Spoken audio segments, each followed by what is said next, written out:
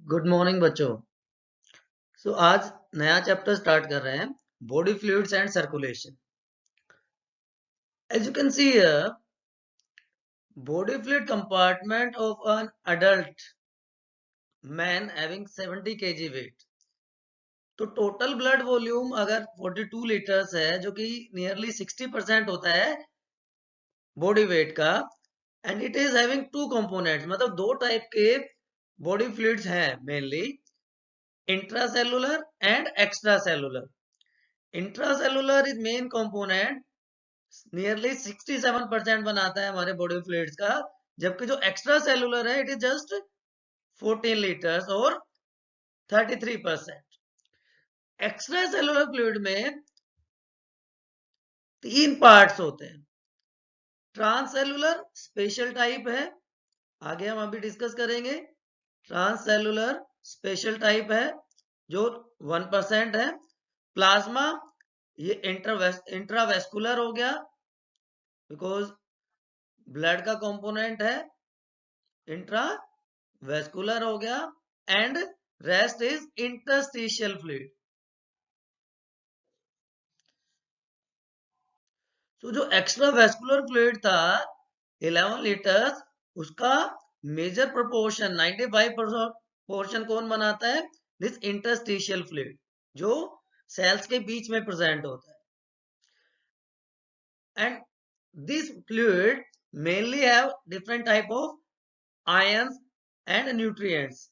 अगर हम कंपेयर करें एक्स्ट्रा सेलुलर फ्लूइड को इंट्रा सेलुलर फ्लूइड के साथ, तो as you can see in extra cellular fluid mainly major cation is sodium ion. Sodium is prominent ion followed by potassium and magnesium. So this sodium is maximum, जबकि anions की form में chloride ions maximum present होते हैं in extra cellular fluid, followed by bicarbonates.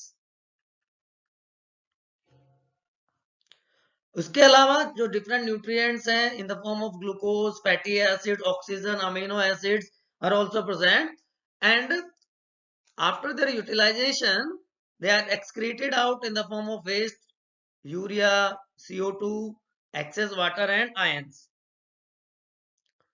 This extracellular fluid is of different types. इसमें आप अगर हम बात करें तो हमारा ब्लड प्लाज्मा आ जाता है, अभी हमने देखा इंटरवेस्कुलर में। जो साइनोवियल फ्लूइड होता है it is also extra cellular fluid, जो हमारी बोन्स के बीच में प्रेजेंट होता है। डाइजेस्टिव फ्लूइड जितना भी है it is also extra cellular fluid. Cerebrospinal fluid जो ब्रेन में प्रेजेंट होता है, CSF, it is also extra cellular.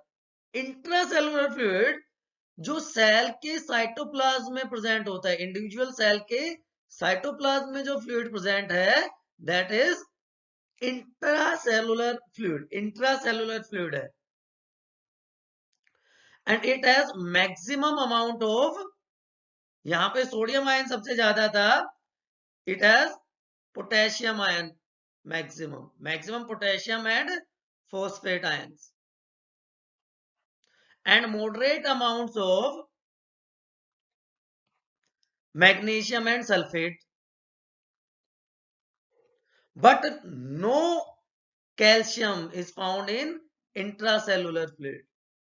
No calcium, आप ध्यान रखें बेटा, कैल्शियम नहीं होता है इंट्रासेलुलर फ्लूइड में, there is no calcium present.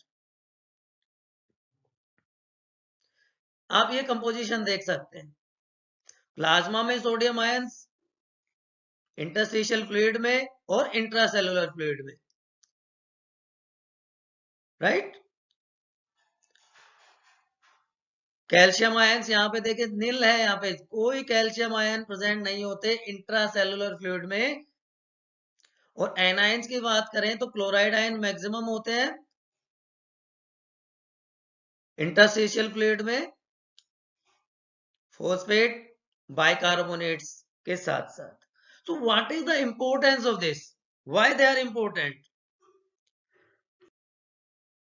Sodium chief component है, चीफ मेन आयन है, मैक्सिमम अमाउंट में प्रेजेंट है हमारे एक्स्ट्रा सेलुलर फ्लूइड में। और जितने भी आयन्स हैं इनकी जो कंसंट्रेशन है it is maintained by various pathways. जो मेटाबॉलिक पाथवेज हैं उनकी हेल्प से ये रेगुलेट होते हैं, मेनली किडनी फंक्शनिंग की हेल्प से इनको रेगुलेट किया जाता है। So amount of these ions, these fluids remains constant almost, एक पर्टिकुलर रेंज में ही ये प्रेजेंट होते हैं। कंटिन्यूअसली जो हमारी सेल्स हैं उनमें ये प्रेजेंट होते हैं। ट्रांस सेलुलर फ्लूइड भी एक वहां पे था बेटा, आप लोगों ने अगर ध्यान दिया होगा उस टेबल में ट्रांस सेलुलर फ्लूइड भी थे। तो मैंने वहां पे भी आपको बताया था trans cellular fluid is special type, it is a special type of extra cellular fluid. ECF का स्पेशल टाइप है जो कि बहुत स्मॉल क्वांटिटी में प्रेजेंट होता है, नियरली 1%, वेरी स्मॉल अमाउंट। और इसके एग्जांपल्स की हम बात करें तो सीएसएफ, सेरेब्रो स्पाइनल फ्लूइड, उसके अलावा साइनोवियल फ्लूइड भी हमारा इसमें आ जाता है, साइनोवियल फ्लूइड आ जाएगा। आईज में इंट्राओक्यूलर जो फ्लूइड है it is also transcellular fluid. Next हम देखते हैं उसकी summary, extra cellular versus intracellular, कि एक डेफिनेट पैटर्न होता है इलेक्ट्रोलाइट्स का, हमारे बॉडी के सेल्स के कंपार्टमेंट्स होते हैं। Extra cellular fluid maximum sodium followed by chloride. Cations की बात करें तो सोडियम मैक्सिमम है और एनायंस में क्लोराइड, जबकि इंट्रासेलुलर में रिवर्स हो गया, low sodium and chloride, but main cation potassium हो गया वहां पे और मेन एनायन फोस्फेट आयंस हो जाते हैं वहां पे बेटा। And there is no calcium ions, no calcium in intracellular fluid. ये आपको ध्यान रखना है, बहुत इंपॉर्टेंट बात है। So what is the importance, why these ions are important, why these fluids are important? तो पीएच मेंटेन रखने के लिए, होम्योस्टेट मेंटेन रखने के लिए, बॉडी का होम्योस्टेट मेंटेन रखने के लिए हेल्पफुल होते हैं।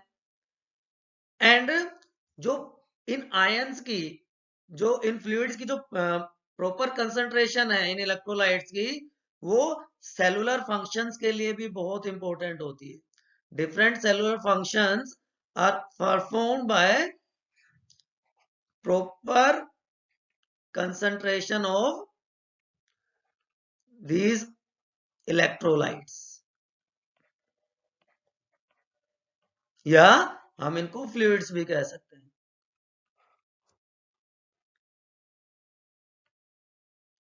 So maintaining ECF volume is maintaining blood pressure, thermoregulation homeostasis हो गया, और इलेक्ट्रोलाइटिक बैलेंस मेंटेन रखने में ये बहुत हेल्पफुल होते हैं। ओस्मोलैरिटी को मेंटेन रखने में ये इंपॉर्टेंट रोल प्ले करते हैं बेटा। एंड लास्टली इंट्रोडक्शन पार्ट के बाद, टाइप्स ऑफ फ्लूइड के बाद, हम इस चैप्टर में देखेंगे नेक्स्ट क्लास में कि जो हमारा ब्लड है, blood is main ECF, vascular fluid आ जाता है हमारा, जो 30 से 35% बनाता है। 30 to 35% of ECF is blood.